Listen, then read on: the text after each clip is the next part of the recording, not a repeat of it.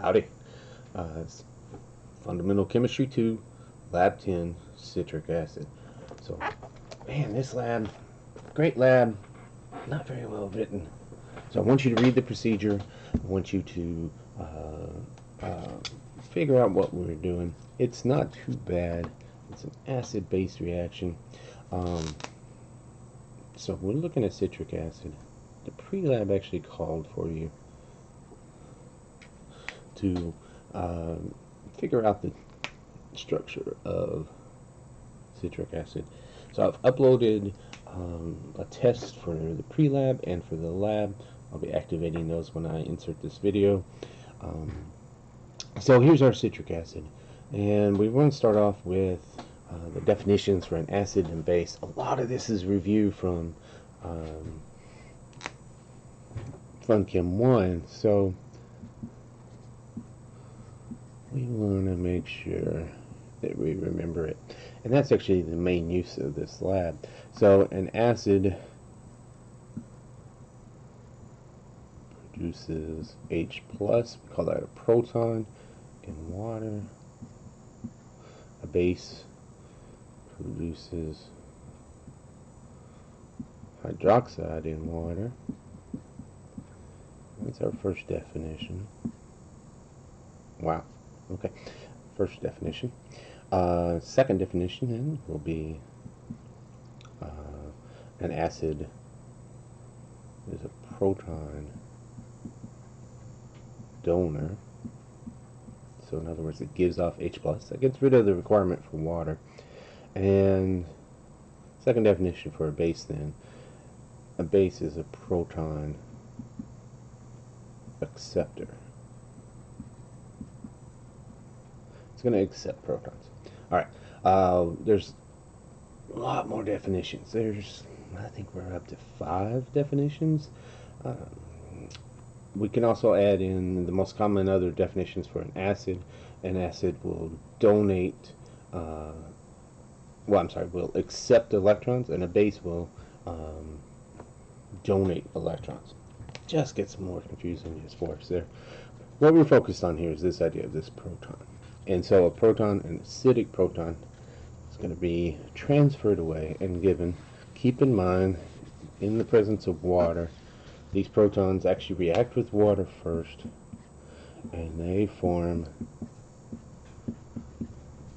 our species hydronium. So hydronium and hydroxide are what we're looking at reacting. Main thing we want to learn about our carboxylic acids is they are acidic, and the acidic hydrogen is this one.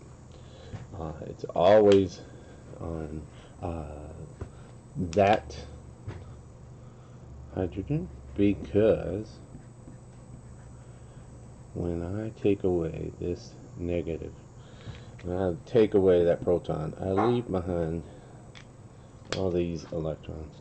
And so this slightly negative here and slightly positive carbon, you can see that that's going to help stabilize this negative charge. We can also draw up resonance to make it more stable. So this is the kind of the key here is the proton that's going to be lost is next to that carbonyl. It's on that hydroxide next to the carbonyl. Alright, and so the reaction we're doing today is our acid-base neutralization. So an acid plus a base goes to water plus a salt. So today we'll be doing sodium citrate. So our acid then will be citric acid,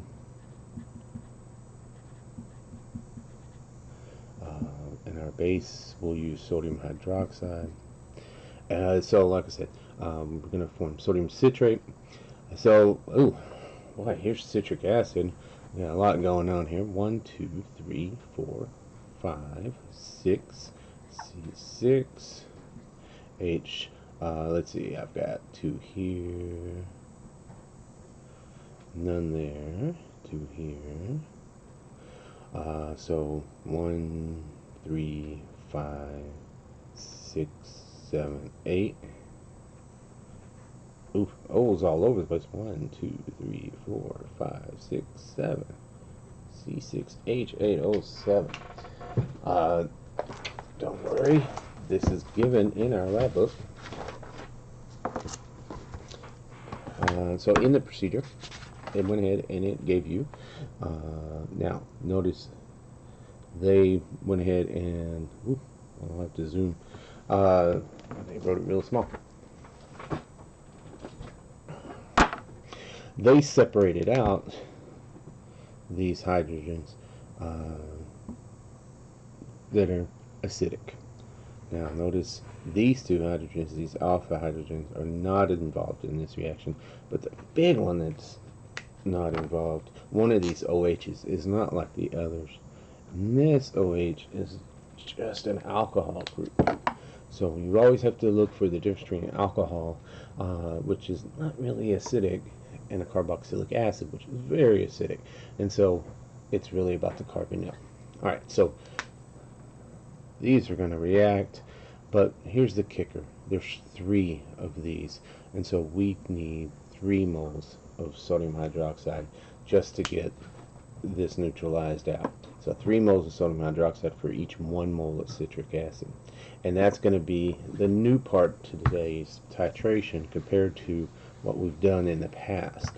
And so there's 1 mole of acid will be equal to 3 moles of base.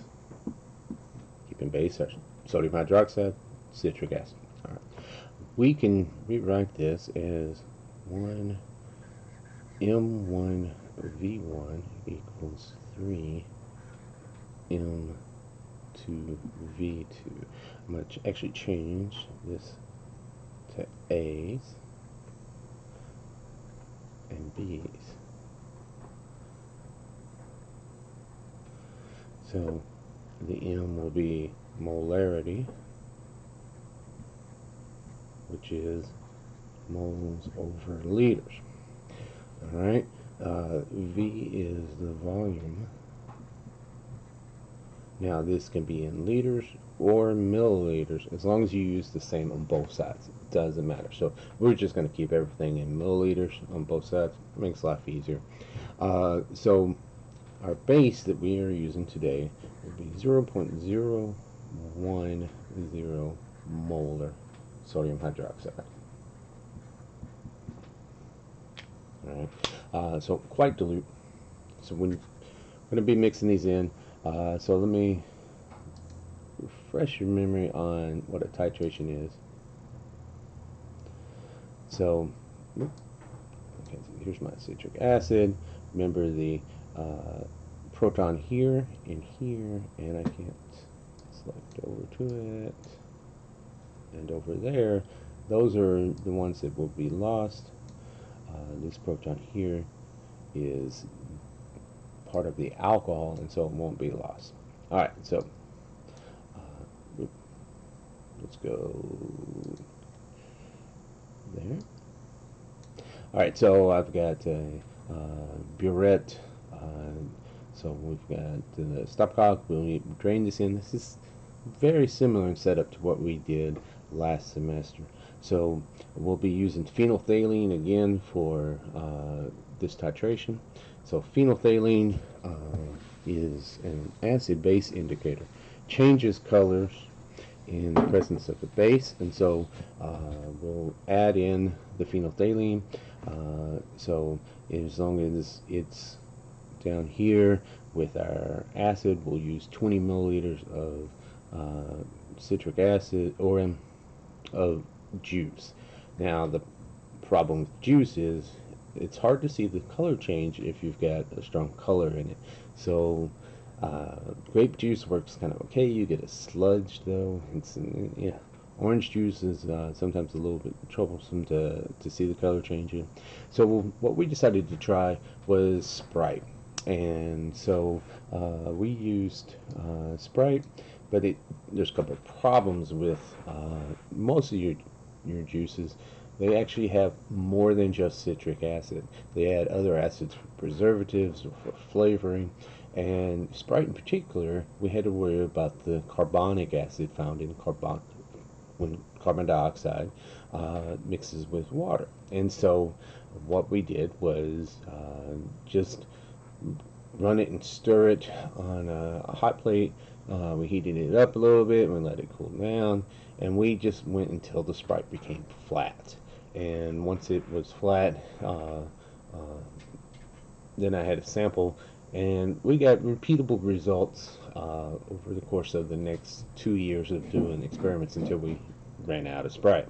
And so once you get rid of the CO2, then you get rid of the carbonic acid. So as long as it goes flat, pretty reproducible results. Now what we did also have to do is assume that all of the acids present are from the citric acid. This may throw off the numbers a little bit, but it'll be good enough for what we want. The other problem we had was students tend to overshoot. And so when you do a titration with phenolphthalein, you're going to slowly add it in, and we're looking for a very faint pink. And if you go too far, you get a dark pink. And so the way we always did things was to turn around and add more acid to get back to colorless, and then go back and forth until we get both of them. We call that a double titration. So that's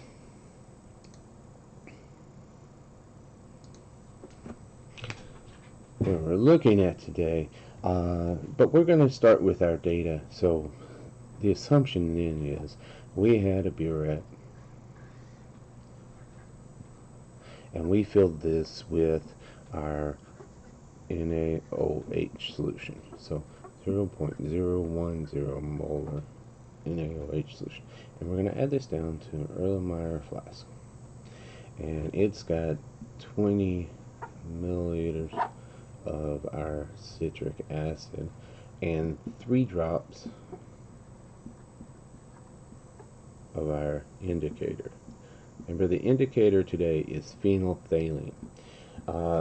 So a couple safety concerns that we wanted you to be aware of with this lab. First off, phenolphthalein, our indicator, active ingredient in X-lax. It's messy death. But so don't drink it. We only use 3 drops because that's all we need anymore, and the coloring it's real hard to get that faint color. And so all it's going to do is change colors when the solution becomes basic. Now for us, we're going to add just enough base to neutralize all of the acid, and then 1 more drop will make the indicator change color. And we're looking for a faint color, faint pink. Alright, so the way we read the burette, so the 0's on the top, and for ours the 50 was on the bottom. Well, that's terrible. My pin's decided to be a pain. Let's use the 50s on the bottom. Alright, so when you use the burette, the amount used is going to be the final minus the initial. And the burette is marked to deliver, TD. So when we start off, the burette's full, and as we take stuff out of it, what we're actually measuring is how much has been put into our container down here. Now what we find then is the students always try to start at exactly 0. When our burettes, we're able to read them with 2 decimal places, and so that's going to be a problem trying to get exactly 0. Either students make up the numbers, or they spend all day trying to get exactly 0.00. All we need is somewhere between 0 and 50. As long as we know how much we started with and how much we end with, we can figure out how much we've used. All right, why do we want to know how much we use? Well, because we'll be able then, once it's changed colors, to know, we're going back to our moles of acid, volume of acid, and moles of base, volume of base. Don't forget, citric acid takes 3 moles of base. So using this equation, molarity of the acid is what we want to know. So we'll put an X there. The volume of the acid, 20.0 milliliters. Molarity of the base, that's given. Volume of the base, this is volume used. And so I will give you the data. You'll be able to figure out how much you use. You plug it in and you solve for X. Easy enough. You'll find the molarity of the acid. The lab is written to where it wants you to get grams per milliliter for our citric acid. And the reason it did that is because a lot of your foods are recorded in grams per milliliter. So if we were going to compare that, but really what the idea of the original lab was to compare the amount of citric acid in various juices, and we would all do a bunch of juices. Problem with that is each group would have to wait on the other groups, and the errors in reading the burette tended to cause more errors than invariance to be able to really tell what the juices were. And so it just worked out better just to let's all use the same juice. And so we're going to get our, what we're after then is our average molarity. And so I will give you the data from one lab group's, they use 2 attempts, and we want to figure out what their average molarity is for our Sprite. And so we'll be using Sprite as our juice. Safety concerns here, sodium hydroxide is our big one. So anytime we use sodium hydroxide, we've got to wear safety goggles. In higher concentrations, this concentration is pretty weak, cause itching, scratching, but it's corrosive, and so higher concentration we'd be much more concerned about it. Here you get a little bit on your fingers, you wash it off. Maybe it itches if you leave it long enough. You just make sure you wash your hands. The big concern then for sodium hydroxide is always the hydroxide ion. It attacks the optic nerve, can cause permanent blindness. So safety goggles are a must here. Don't drink the phenolphthalein. Don't drink the Sprite. It tastes bad, and it would have been sitting out for a long, potentially years. So I've got some samples that are quite old. All right, yeah. So as long as you don't drink anything, don't get it in your eyes, wear safety goggles, wash your hands, you're fine. So the calculations on this are pretty straightforward. We're going to calculate it as using a single titration, and that they use exactly the right amount of the Sprite, and that they got exactly the right color. So I'll be using a couple of key terms in our titration. So first we'll start with the titration. Titration. So that's when you trying to use a known amount of an unknown and a known amount of a known concentration, and they have some reaction that we can neutralize out or change the conditions. And so this allows us to measure an unknown concentration using a known concentration. Most common one that we teach is acid-base neutralizations. For those, you need some kind of indicator. Now we have since gotten to where we can use pH meters and pH papers, but most of the time we want something that changes color, because it gives a nice visual indication. And so we know that when we neutralize things out, so when I match the stoichiometry from the equation, and so for us, it's when we had 3 moles of base for each 1 mole of acid, that is called the equivalence point.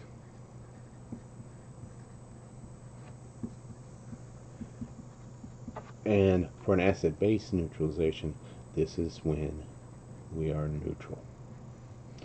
But the key to our indicator, phenolphthalein, is that it is in colorless in acid and base conditions. I'm sorry, acid and neutral conditions. But when it's base, it changes color to pink. And so when it changes color, we call that the endpoint. And we've added enough base for it to be basic. Ideally, it would be within 1 drop. Alright, so just enough to get a very, very faint pink. We just want a little bit of color that sticks around. So if you remember this reaction as it was taking place, you add in the base, you swirl it around, it turns pink for a little while, and then it slowly disappears as you swirl it around, and it reacts with all the acid.